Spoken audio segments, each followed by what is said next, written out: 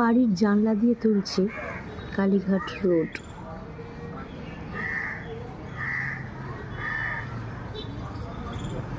খুব বুড়ো একটি মানুষ, যেখানে ফেলে দেওয়া জঞ্জাল থেকে কিছু একটা কুড়োচ্ছে। খুব খারাপ লাগছে, মনে হচ্ছে যেন নেবে যাই, নেবে গিয়ে তাকে কিছু খেতে দিই। কিন্তু আজ আমি আর এক ডিগেরি, আমি অর্ধেক দিন রান্না করি আর অর্ধেক দিন রান্না করি না। যেদিন রান্না করি সেদিন এই রকম কোনো লোক আমি দেখি না। আর অ্যাকচুয়ালি আজ আমার কাছে কোনো খাবারই নেই, মানে মিষ্টি আছে, বাট আমি আজ ভাত করিনি, তো ভাত তো নেই যে আমি ওনাকে ডেকে কিছু খেতে দিই। আমার মাথাতে রিয়েলি কিছু আসছে না যে ওনাকে কীভাবে আমি সাহায্য করতে পারি।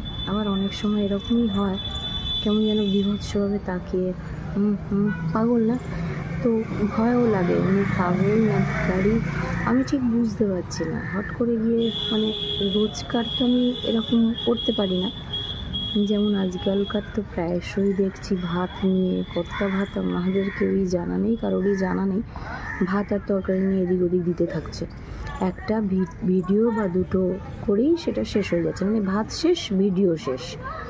তো আমি তো সেই কাজ করি না। আমার আজকে দেখে সত্যিই খুব খারাপ লাগছে যে আজকে আমার কাছে ভাত ডাল কিছুই নেই।